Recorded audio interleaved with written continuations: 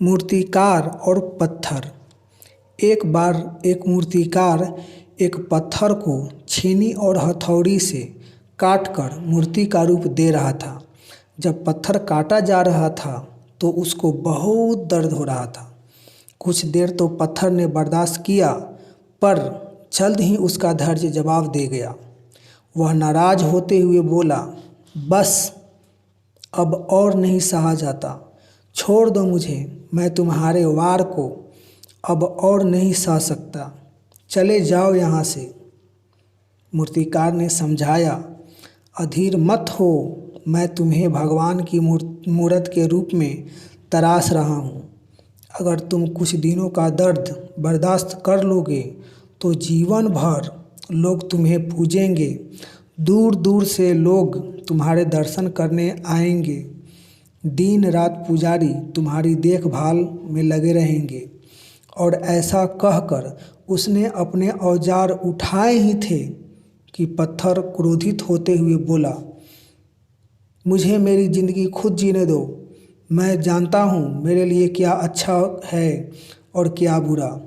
मैं आराम से यहाँ पड़ा हूँ, चले जाओ, मैं अब ज़रा भी तकलीफ़ नहीं सह सकता।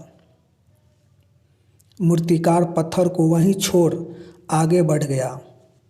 सामने ही उसे एक दूसरा अच्छा पत्थर दिख गया। उसने उसे उठाया और उसकी मूर्ति बना दी। दूसरे पत्थर ने दर्द बर्दाश्त कर लिया और वो भगवान की मूर्ति बन गया। लोग रोज़ उसे फूल माला चढ़ाने लगे।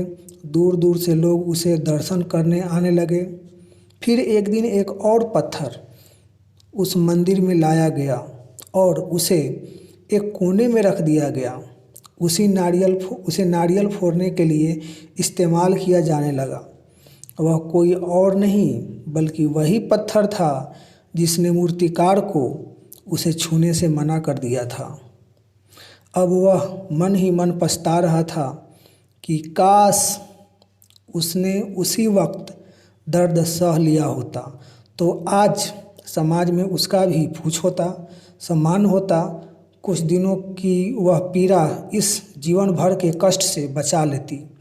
दोस्तों, हमारे लिए निर्णय लेने का ये सही समय है कि हम आज दर्द बर्दाश्त करना है या अभी मौज मस्ती करनी है और फिर जीवन भर का दर्द झेलना है। आज आप किसी भी कॉम्पिटिटिव एग्ज़ाम की तैयारी कर रहे हो, जो भी स्किल एक्वायर करने की कोशिश कर रहे हो, किसी खेल में एक्सेल करने का प्रयास कर रहे हो, उसमें आप अपना 100% एफर्ट लगाइए। होने दीजिए अपने ऊपर तकलीफ़ के वार, हार मत मानिए। उस पत्थर की तरह अभी सह लीजिए और अपने लक्ष्य को प्राप्त करिए, ताकि पहले पत्थर की तरह आपको जीवन भर कष्ट सहना न पड़े। Thank you.